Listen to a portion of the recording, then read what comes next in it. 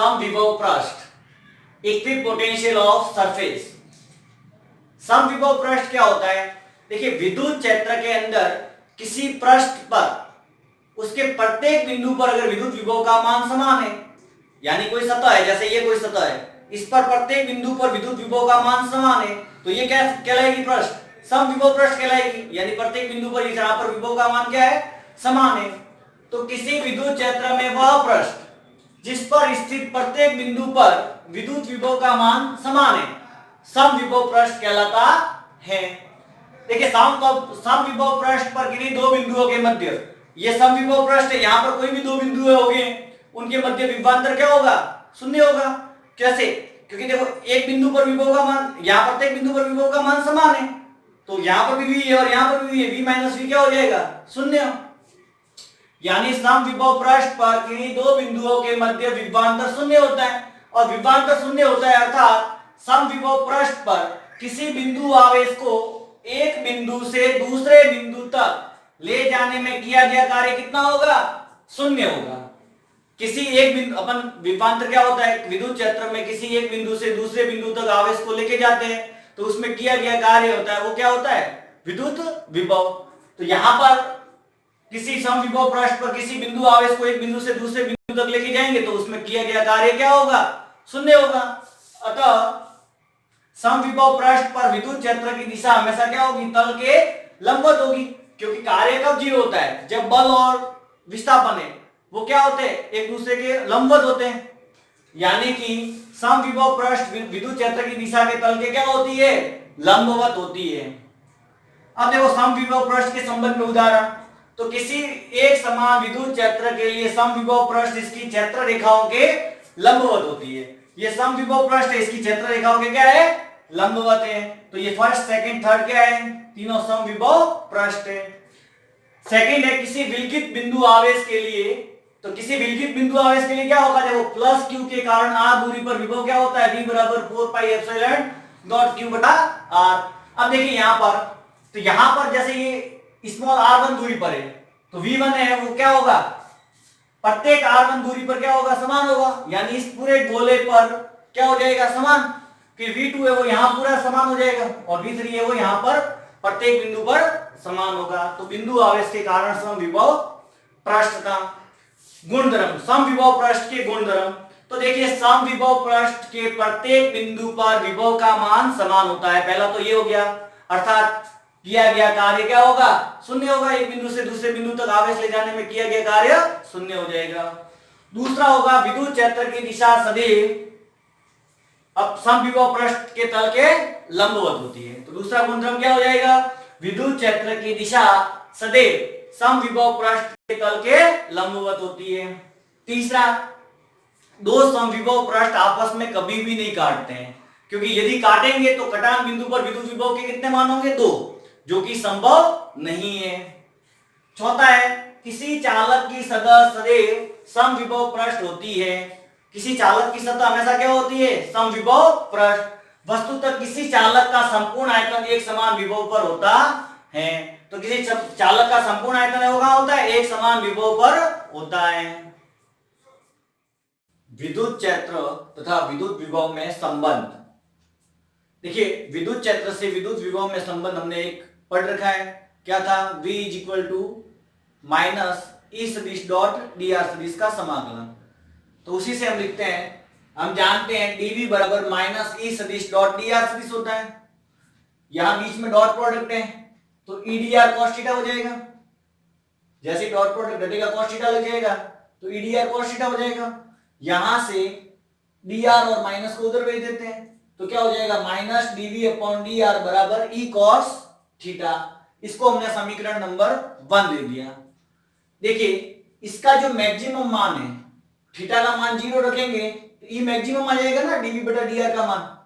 Minus DV बटा D R का जो मैक्सिमम मान आएगा वो क्या आएगा? जब थीटा बराबर 0 रखेंगे, तो थीटा बराबर 0 रखेंगे तो cos 0 का मान 1 हो जाएगा। तो दूरी r के सापेक्ष v के मान में परिवर्तन होने की अधिकतम दर को, तो ये अधिकतम दर है, जब थीटा का मान 0 हो जाएगा तब क्या है? अधिकतम दर हो जाएगी। तो उसको हम क्या कहते हैं? विभव प्रवणता। तो थीटा का मान 0 रखेंगे तो विभव प्रवणता क्या हो जाएगी? माइनस डीवी बटा डी आर बराबर ई। आर के सापेक्ष v के परिवर्तित होने की दर, देखिए थीटा बराबर 0 है, तो थीटा बराबर 0 की एक निश्चित दिशा होगी, तो अधिकतम मान r के सापेक्ष v के परिवर्तन होने की अधिकतम दर को निश्चित दिशा में होती है। अब निश्चित दिशा में होती तो विभव प्रवणता क्या है, सदिश राशि है। जैसे ये देखिए, ये E और dr के बीच में कोण है, क्या है, थीटा बराबर 0 डिग्री है, तो इसकी जो दिशा है वो निश्चित होगी, तो दिशा निश्चित होगी तो विभव प्रवणता क्या है, सदिश राशि है। अब देखिए यहां तक समझ में आ गया आपको विभव प्रवणता। इसके बाद देखिए अपन इसको ये माने कि ये घटक है r दिशा में, तो E R is equal to हो जाएगा dv बटा dr। इसको हम आंशिक अवकलन के रूप में लिखे तो minus del V upon D R, minus del V upon del R बराबर ई cos थीटा को ई आर लिख सकते हैं, आर दिशा में घटक, तो ई आर बराबर E cos theta D R की दिशा में ई सदिश का घटक है। अब हम इस आर को क्या करें, इस आर को x अक्ष, y अक्ष और z अक्ष की तरह लिखे, तो z अक्ष का घटक मानेंगे तो देखिए यदि r अक्ष को हम बारी बारी से क्रमशः x, y व z अक्षों की तरह माने तो किसी बिंदु पर ई सदिश के x, y, z दिशा में घटक क्या होंगे, तो देखिए यहाँ ई आर था तो यहाँ डेल आर था, तो यहाँ हम ई एक्स निकालेंगे तो ई एक्स बराबर क्या हो जाएगा, minus del V upon del X. Partial fraction के अवकलन है उसको इस तरह से भी लिख सकते हैं और ये इस तरह से भी अपन लिख सकते हैं, तो इस तरह से लिखते हैं अपन, दोनों जगह एक ही तरह से सिमिलरिटी दिखेगी। तो minus del V upon del R है, उसकी जगह हम क्या कर लेंगे, minus del V upon del X, तो ई एक्स का मान क्या हो जाएगा, minus del V upon del X. इसी प्रकार ई वाई हो जाएगा minus del V upon del Y, और ई जेड इक्वल टू हो जाएगा minus del V upon del Z. कार्तीय निर्देशांक पद्धति में अगर हम ई का मान लिखे तो क्या हो जाएगा, ई x I cap, E Y J cap और ई जेड के कैप। अब देखिए आगे करते हैं, अब यहां पर अपन मान रख देंगे ई के अंदर, तो ई सदिश बराबर ई एक्स का मान क्या है, minus del V upon del X I cap, minus del V upon del Y J cap. E Y का मान रख दिया, ई जेड का मान रखेंगे तो minus del V upon del Z K cap, minus common ले लिया तो del upon del X plus del upon del Y plus del upon del Z. V को भी हमने क्या ले लिया, कॉमन ले लिया, तो क्या रह गया, देखिए वी को बाहर कॉमन ले लिया तो माइनस बाहर आ गया, तो del upon del X I cap plus del upon del Y J cap plus del upon del Z K cap. इसको क्या बोलते हैं हम, तो देखिए इसको बोलते हैं ग्रेडियंट, और ये हो जाएगा v, ग्रेडियंट डॉट v। तो देखिए e का मान क्या आ गया, e सदिश इज इक्वल टू आ गया माइनस ग्रेडियंट v, कितना आ गया, माइनस ग्रेडियंट v, ये आ गया आपका e का मान, जहां ग्रेडियंट का मान क्या है, del upon del X I cap del upon del Y J cap plus del upon del Z K cap. इसे डेल ऑपरेटर भी कहते हैं, यानी संकारक, इंग्लिश में डेल संकारक, डेल ऑपरेटर भी कहते हैं, तो इसे क्या कहते हैं, डेल संकारक। तो ये अपने संबंध आ गया E तथा V में, E this is equal to minus gradient V। Example number 3.7, किसी विद्युत क्षेत्र में विद्युत विभव निम्न सूत्र से दिया जाता है, V is equal to 343 upon R volt. इस सदिश अपन को दे रखा है, R सदिश is equal to 3i cap plus 2j cap minus 6k cap metre. अब विद्युत, इस बिंदु पर अपन को विद्युत क्षेत्र ज्ञात करना है, तो दिया है V इज इक्वल टू 343 बटा R वोल्ट, R सदिश दे रखा है 3i cap plus 2j cap minus 6k cap metre. इसका परिमाण निकालेंगे, 3 का स्क्वायर प्लस 2 का स्क्वायर प्लस माइनस 6 का स्क्वायर। 3 का स्क्वायर क्या होगा 9, 2 का स्क्वायर 4 और ये 36, ये हो जाएंगे 49, यानी कितना आ गया 7 मीटर। तो आर का मान अपने आ गया 7 मीटर। अब अपन को पता है चूंकि ई सदिश इज इक्वल टू क्या होता है, अभी अपन ने सॉल्व किया था dv अपॉन dr और r कैप।